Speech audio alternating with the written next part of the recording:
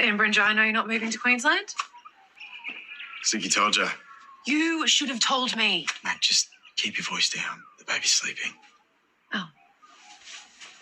Listen, last night I wasn't in a good place. Mac, it's okay. No, it's not okay, Dean. I'm a big girl. Okay, you do not have to worry about me. Also, I spoke to Gabe about how I was struggling. Good. Actually, yeah, it was. He made me realise that I don't need to be perfect. I just need to show up. I'm going to be all right, Dean. And if I'm not, you're only a phone call away. So you need to pack your things and go and be with your son. Are you sure? 100%. Craig. Thank you. Hey, I'm going to get some boxes.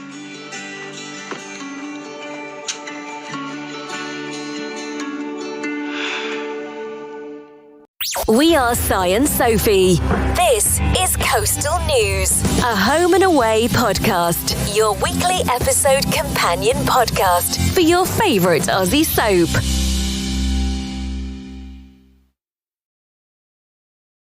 Happy Coronation Day, Sophie. Oh, yes. Happy Coronation Day. What have you got me? Oh, dear.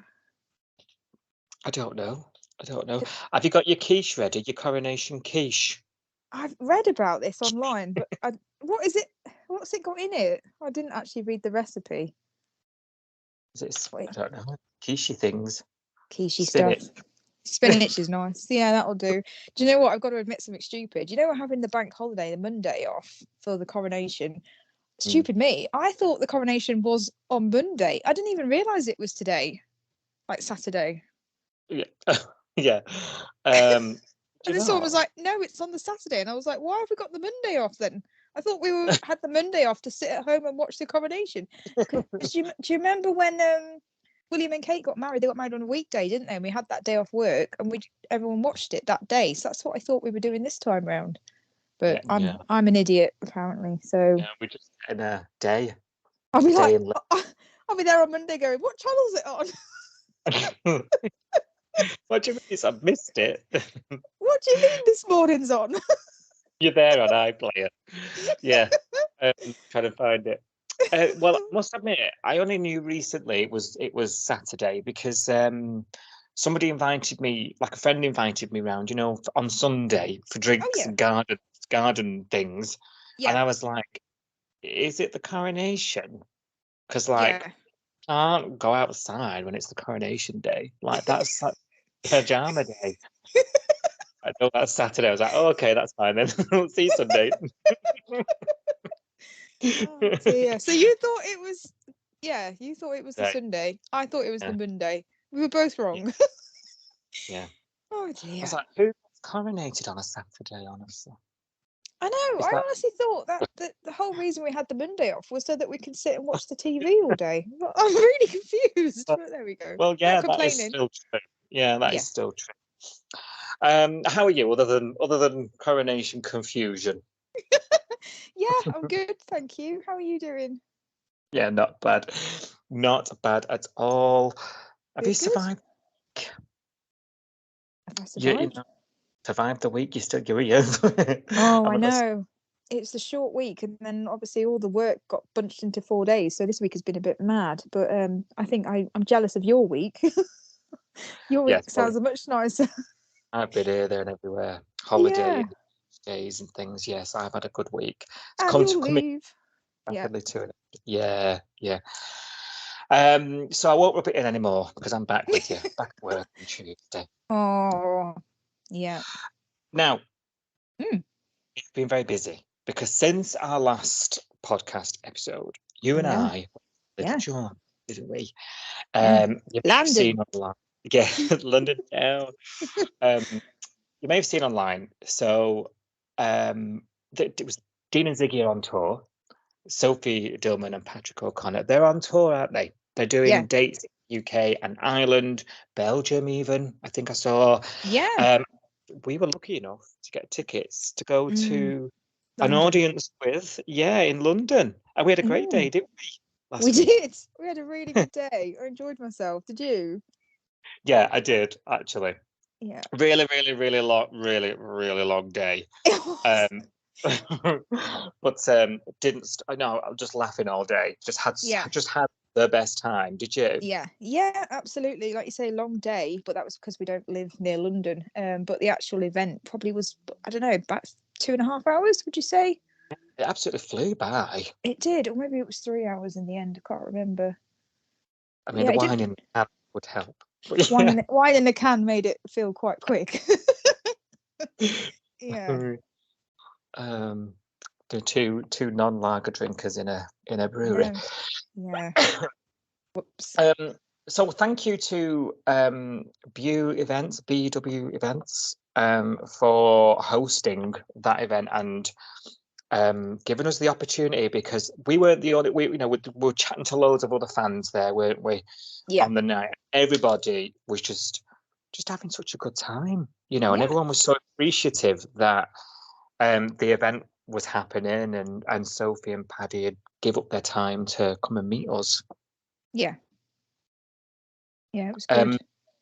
It was good, and we thought we'd take a moment to sort of chat really and review it, but talk about the day, kinds of things that happened, at the event itself, what they spoke about, and just in case, because these tickets are very limited and lots of their dates are sold out, so many people out there have missed. There's been comments, hasn't there, since when we've been posting online and things, I didn't know about it, or I missed this, can you do all the dates? So we thought we'd go through sort of what went on the day, what kind of things Sophie and Patrick got up to, and what kind of things they told us, and just so you can get an insight into what the event was like if you missed out, didn't we? Yeah. I want to start off. I don't know about you, just my sort of impression of them as a couple, as people, as not Ziggy and Dean, because you go to these things, especially big fans like us, we talk about this show like it's real, like these people are real, like these things happen, don't we really? We spend a lot of time of our lives talking about a story, it's, and emotionally reacting in all ways to what is essentially somebody's story, in a very real way.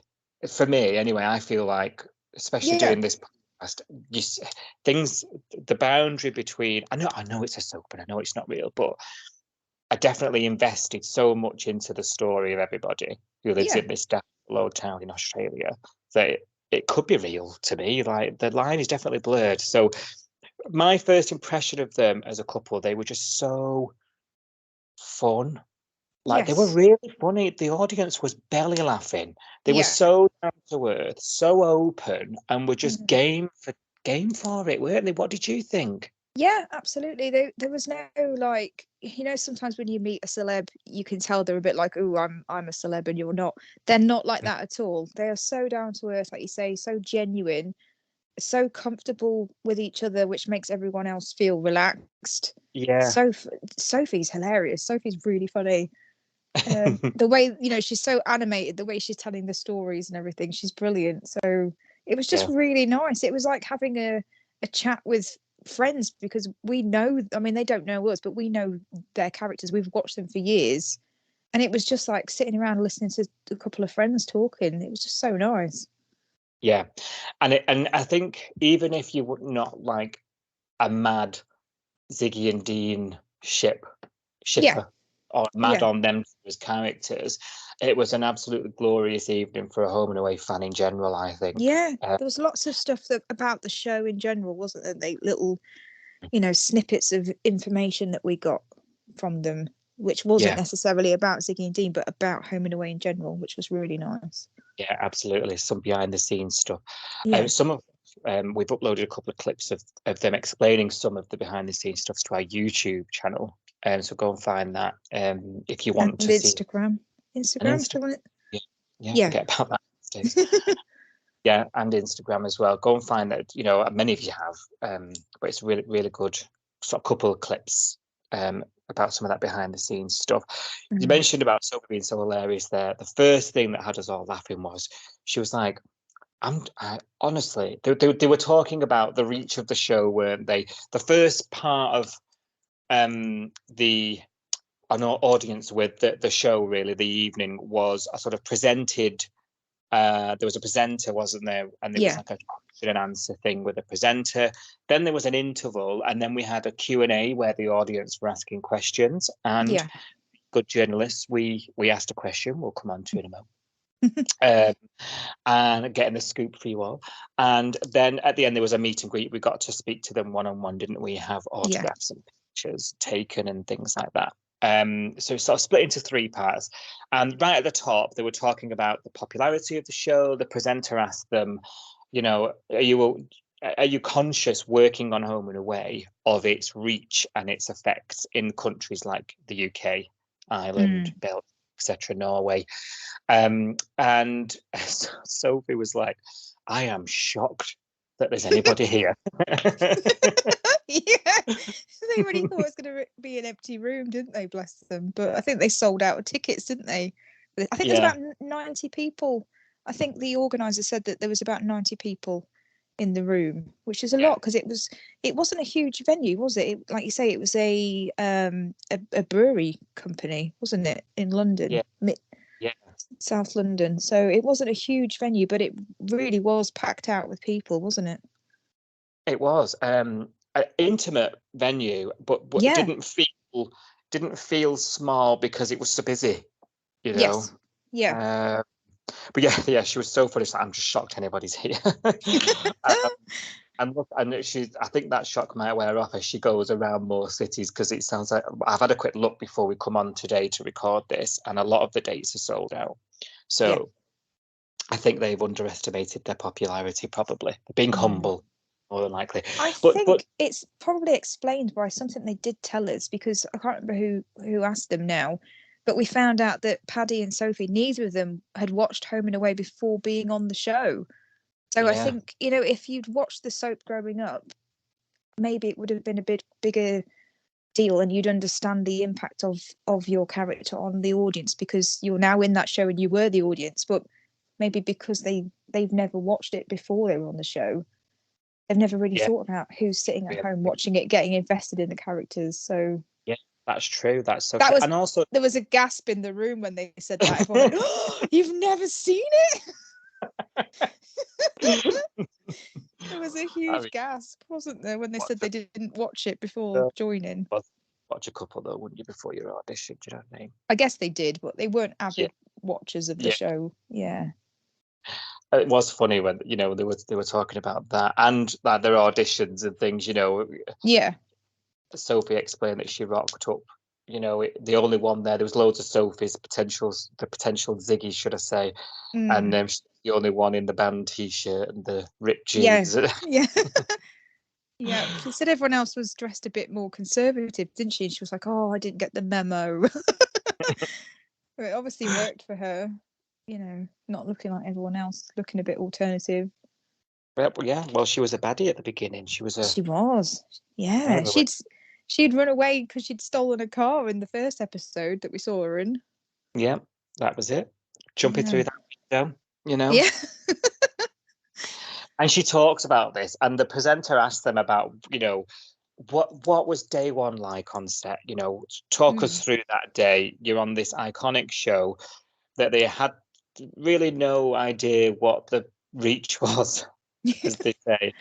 And to be fair, she said the days are so long, you know, you don't really think about who's watching it. You just sort of do your lines, you know, go home, learn lines for the next day, and you're back in again the next day. You know, you can understand that, you know. Yeah. And Patrick actually sort of expanded on it by saying, however, just to let you all know, nobody who works at Home and Away back in Sydney takes it for granted how much the funding and the money comes from the UK, which I thought was interesting, because that's not something that anybody would dream of asking. He brought that up, you know, like that. And there's loads of talk over the years about this, you know, the Neighbours cancellation debacle, and then conversation was there was loads of talk about money and funding and things because that was on the same channel as Home and Away over here in the UK, blah, blah, blah. So I just thought that was really interesting of him to even mention it. You know, like everyone's aware that. Yeah. We're bankrolling it. We're bankrolling the show. We are Si and Sophie. This is Coastal News, a Home and Away podcast, your weekly episode companion podcast for your favourite Aussie soap.